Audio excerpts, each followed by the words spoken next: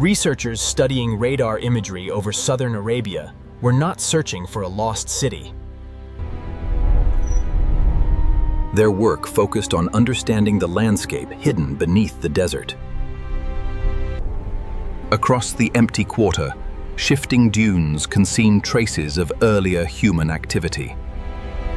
Roads disappear beneath the sand, wells become buried, and ancient landscapes can remain hidden for centuries. Radar offered a different perspective as researchers began identifying faint linear features beneath the desert surface. Viewed individually, these features seemed unremarkable. Additional imagery gradually revealed a much larger network. Ancient routes crossed the desert in multiple directions. Some connected locations already known from historical records. Others extended through regions that receive little traffic today. Several routes converged on the same part of southern Oman. That convergence attracted attention because long-distance trade depends on reliable infrastructure, water, and secure stopping points.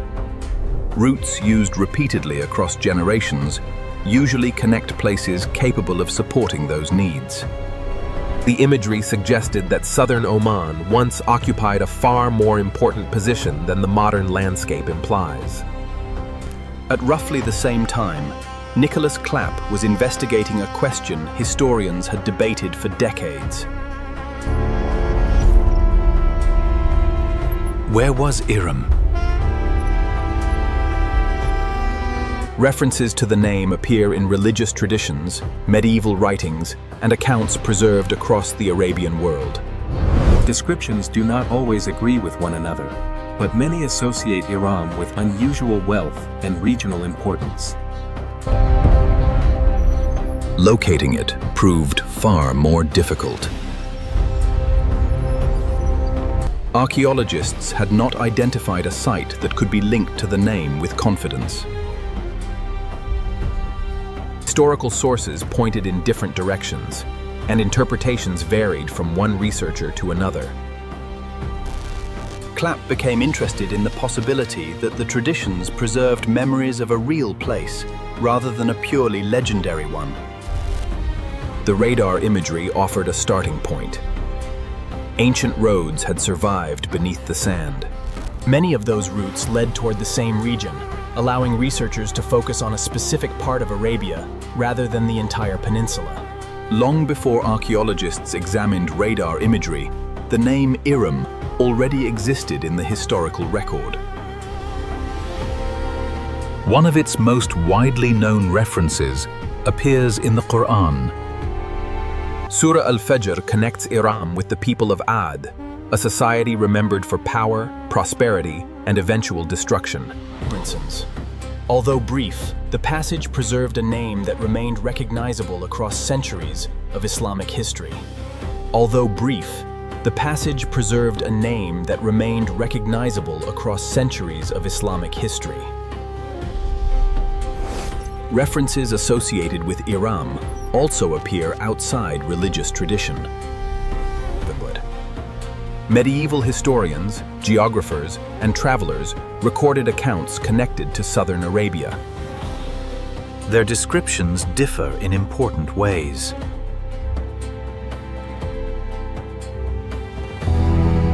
Many surviving texts were written centuries after the societies they describe had disappeared. Information passed through generations before reaching the written record. During that process, details could be forgotten, altered, or combined with other traditions. Even so, the name continued to appear. For historians, the more important issue concerns the meaning of the name itself. Locating Iram is only part of the problem. Researchers must first understand what the name originally described. Ancient names did not always function like modern place names. A name might refer to a settlement, a territory, a political center, or a broader cultural landscape. That uncertainty has shaped every modern attempt to identify Iram. Historical sources preserve memories of wealth, influence, and regional importance, but provide far less agreement about precise locations. Any successful investigation would require evidence beyond the written record. Nicholas Clapp reached the same conclusion. Ancient texts provided clues, but clues alone could not settle the question. Answers would have to come from the landscape itself.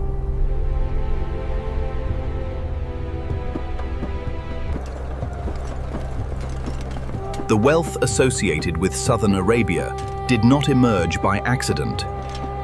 Geography played a role. Commerce played an equally important one. Among the most valuable products of the ancient world was a fragrant resin harvested in southern Arabia, Frankincense.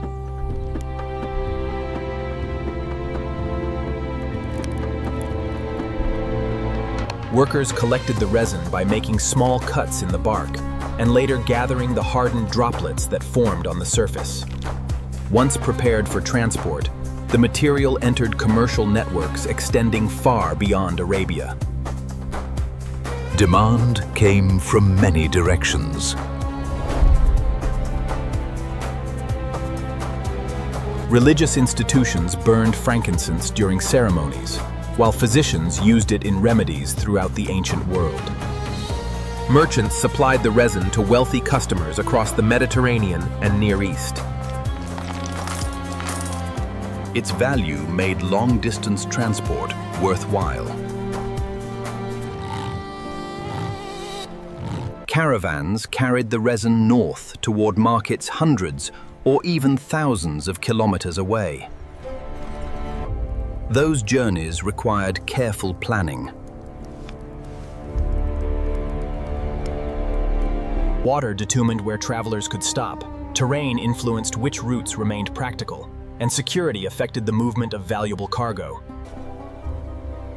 Over time, infrastructure developed around those necessities. Wells supported caravans, settlements supplied merchants, and fortified locations protected trade. The result was a network rather than a single route. Economic activity linked communities separated by vast distances, and prosperity in one region often depended on decisions made far beyond it. Southern Arabia occupied a crucial position within that system. Many routes identified through radar imagery passed through areas connected to frankincense production. Historical records point in the same direction.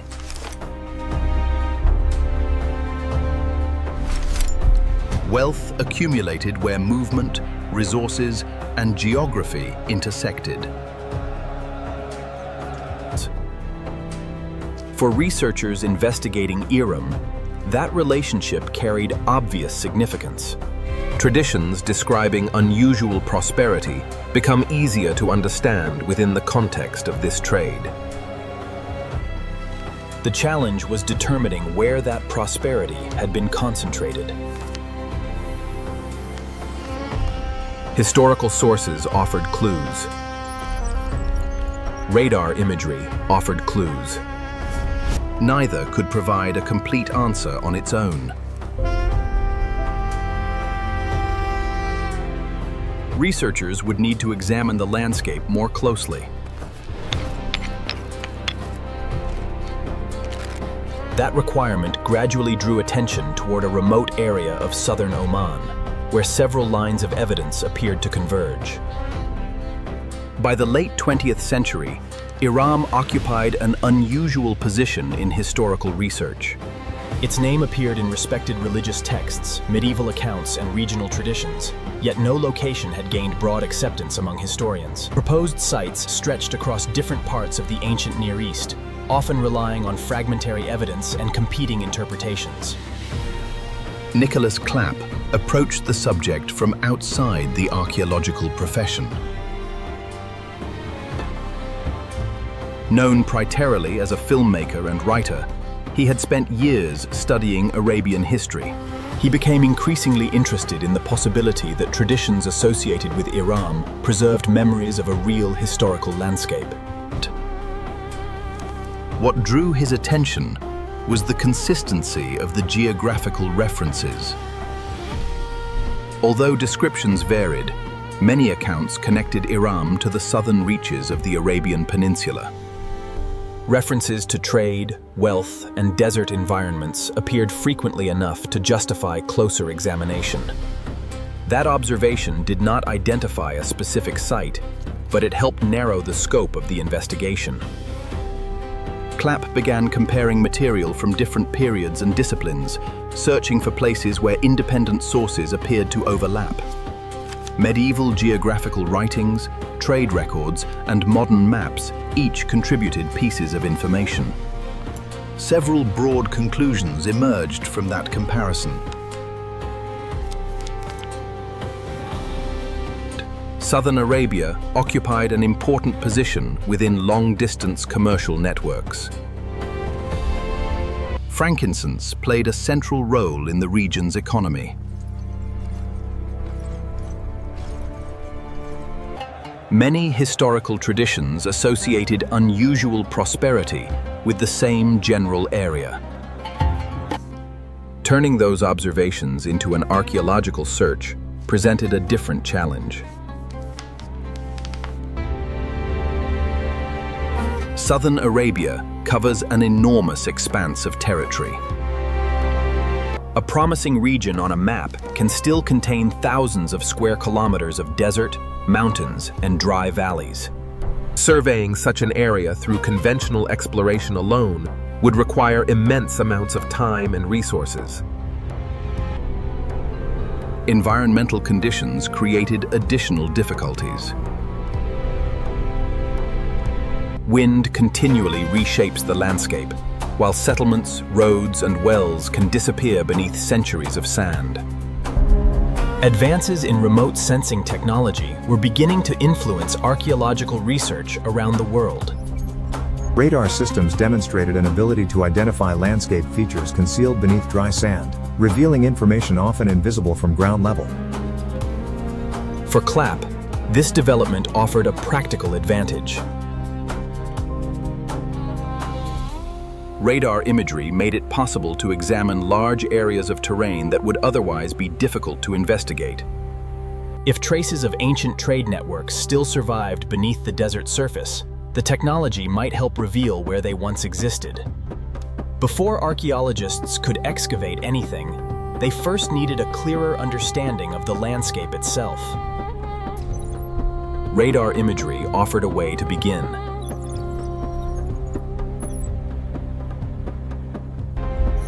Radar imagery was never designed to locate Iram.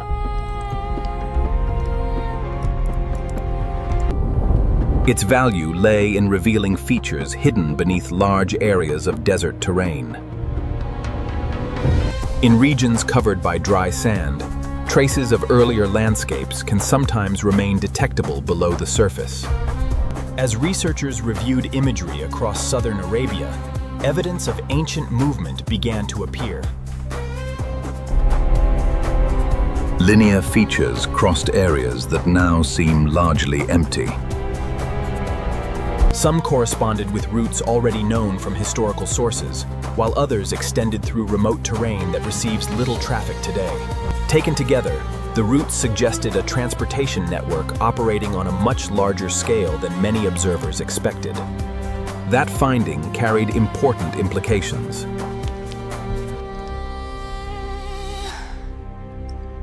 Long-distance trade depends on infrastructure. Merchants require dependable access to water, supplies, and secure stopping points throughout their journey. Routes that remain in use across generations usually connect places capable of supporting those needs.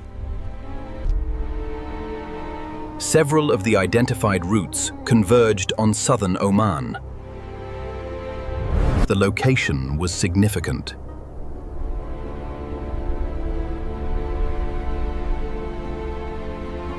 Historical sources already associated the region with frankincense production and trade.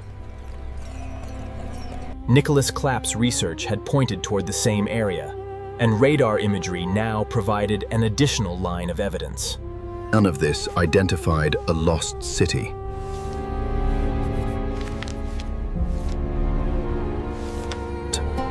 What it did identify was a landscape shaped by sustained economic activity. Caravans had crossed these routes repeatedly, supported by communities, wells, and trade infrastructure. Researchers now had stronger reasons to investigate the region more closely.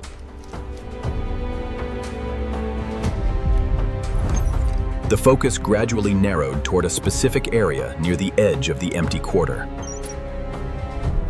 From a distance, the location appeared unremarkable. Its importance would only become clear after archaeologists began working on the ground. The place was known as Shisar.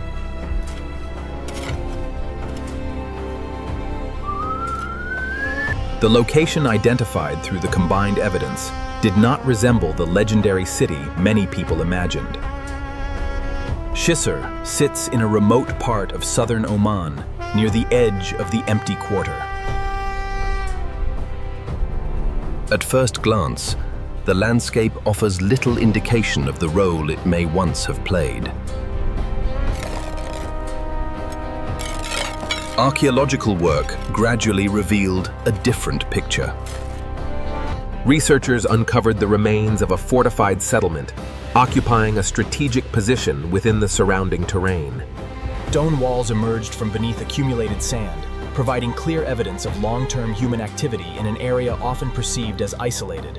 One feature attracted particular attention.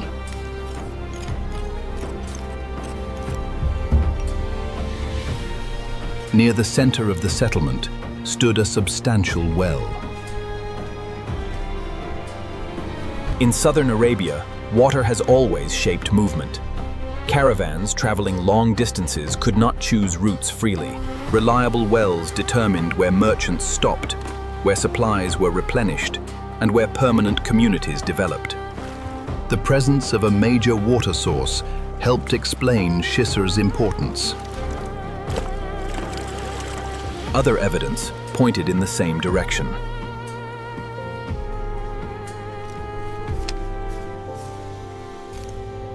Archaeologists identified material associated with trade and long-distance contact. Historical records connected the wider region to the frankincense economy, while radar imagery revealed routes converging towards southern Oman. Viewed together, these findings suggested that Shisar participated in a broader commercial system. Its significance did not depend on size alone. A settlement controlling access to water along an important trade corridor could influence movement across a much larger region. For Nicholas Clapp, the site represented the first tangible connection between historical traditions and the archaeological record. The search was no longer focused entirely on texts and interpretations. Researchers now had a place that could be studied directly. That did not resolve the question of Iram.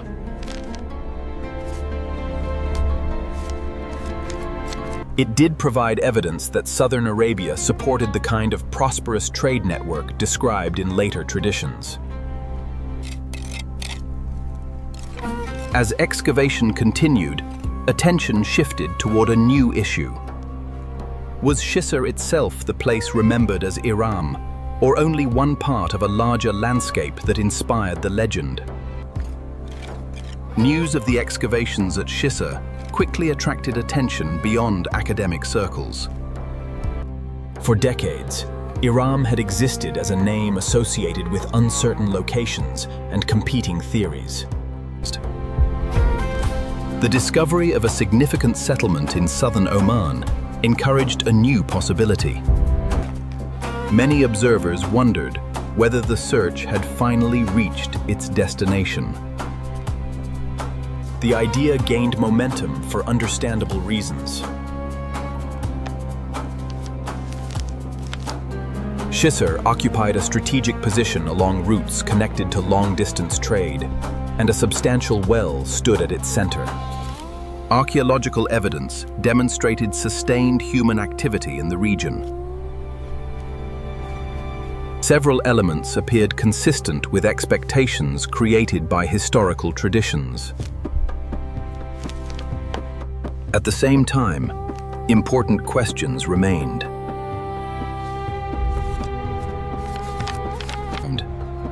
Descriptions associated with Iram often suggest a place of exceptional wealth and influence. Determining whether a single archaeological site corresponds to those descriptions is not always straightforward. Attention soon turned to the scale of the settlement itself. Excavation confirmed that Schisser played an important role within the regional trade system. Yet its physical size appeared smaller than many popular interpretations of Iram had imagined. That distinction became increasingly important.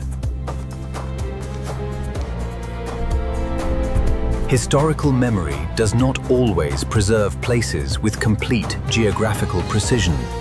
Over time, entire regions can become associated with individual settlements, while settlements themselves become symbols of much larger landscapes.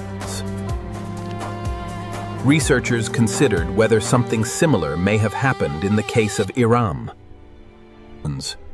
The available evidence pointed toward a broader commercial landscape extending across southern Arabia. Trade routes connected multiple settlements, while wells, caravan stations, and fortified outposts supported movement across the region. Schisser clearly formed part of that system.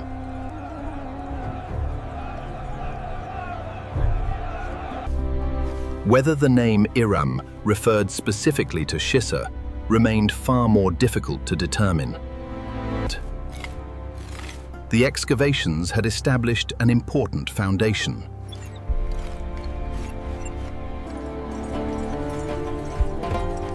Southern Arabia was not merely the setting of a legend. It was the home of a real commercial world whose traces could still be studied. As work continued at Schisser, another aspect of the site began attracting attention.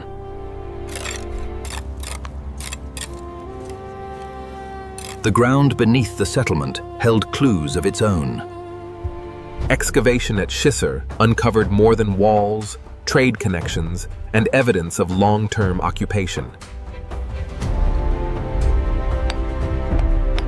The geology of the site proved equally important.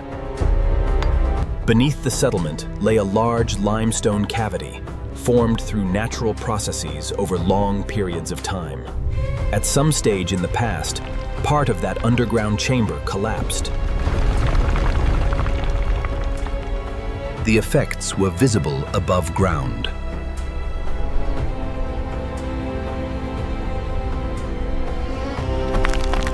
Structures near the center of the settlement suffered damage as sections of the ground became unstable.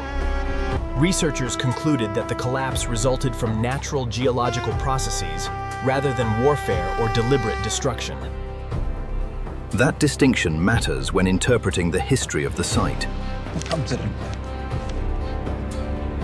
Historical traditions often associate the decline of ancient places with invasion, catastrophe, or divine punishment. Geological change can produce equally significant consequences without leaving the same kind of historical record. For a settlement dependent on reliable access to water, disruption near the central well could create serious problems. Trade networks depend on consistency, and merchants favor routes they can trust. A location that becomes difficult to use can lose importance surprisingly quickly if alternatives remain available. Conditions at Schisser appear consistent with that possibility.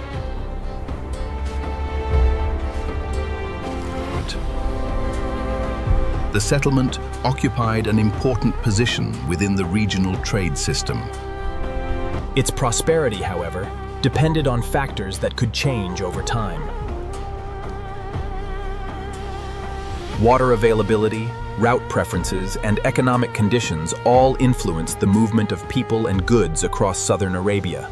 The geological collapse helps explain part of that process. It does not explain everything.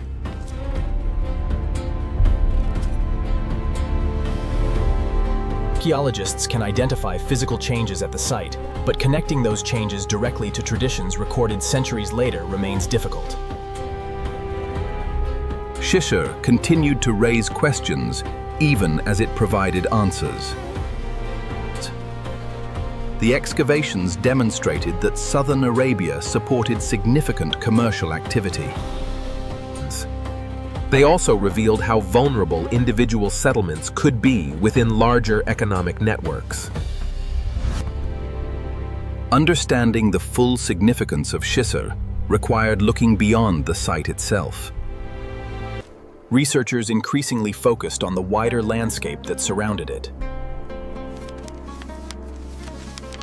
The search for Iram was becoming larger than a single settlement.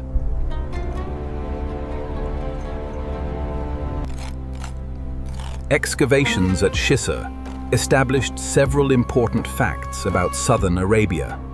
The region supported long-distance trade, and frankincense moved through commercial networks extending far beyond the peninsula. These conclusions rest on archaeological and historical evidence.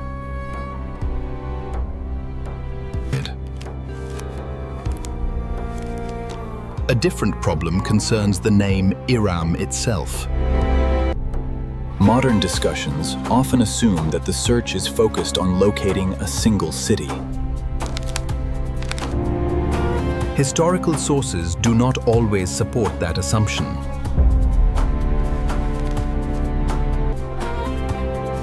Ancient names frequently carried meanings that extended beyond individual settlements.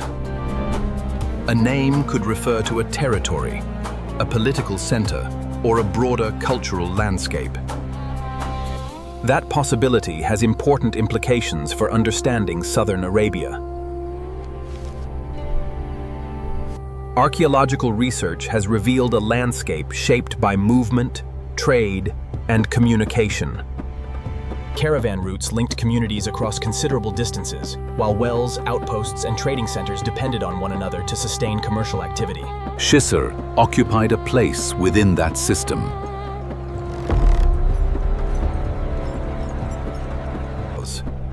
Evidence does not suggest that it existed in isolation.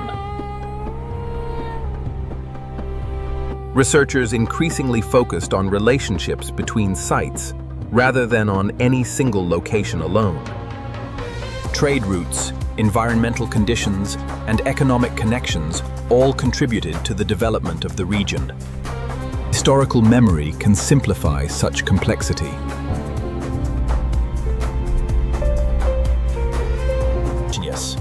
Over time, networks become associated with prominent places.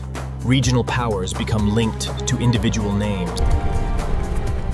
The traditions surrounding Iram may reflect a similar process. Archaeology cannot determine how every detail entered the historical record, but it can reconstruct the environment in which those traditions developed.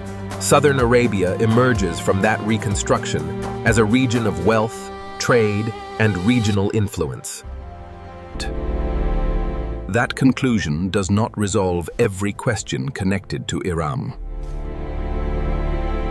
It does place the discussion within a historical setting that can be investigated through evidence rather than speculation. The search for Iram was no longer limited to identifying a point on a map.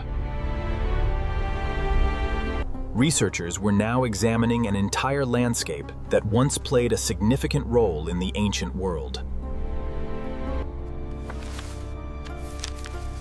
Modern research has changed the way Iram is discussed. For generations, the subject existed primarily within religious tradition, historical writings, and regional folklore. Archaeology introduced a different source of information by allowing researchers to examine the physical landscape itself. That landscape has become far easier to understand than it was only a few decades ago. Trade routes crossed regions that now appear largely empty, while frankincense connected southern Arabia to markets far beyond the peninsula. Settlements developed around wells, strategic corridors, and locations capable of supporting movement through difficult terrain. Schisser formed part of that world.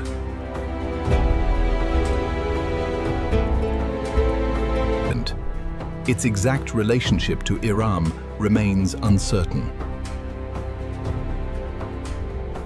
Archaeological work has nevertheless demonstrated that southern Arabia supported levels of trade, organization, and prosperity, consistent with historical traditions associated with the region. Questions surrounding Iram persist because historical memory rarely preserves the past in complete detail. As centuries pass, locations can be forgotten, details become blurred, and later generations inherit only fragments of earlier worlds. By the time many surviving accounts were written, the societies that once dominated southern Arabian trade had already undergone profound change. Even so, memories connected to the region endured. Historical writings continued to associate southern Arabia with unusual wealth and influence, while religious traditions preserved the name Iram. Long after the original context had faded, the subject continued attracting explorers, historians, and archaeologists. Research conducted over recent decades has added important context to those traditions. Archaeologists identified settlements connected to trade, and radar imagery revealed routes hidden beneath the sand. Geological studies helped explain changes that affected individual sites over time. None of these discoveries settles every question.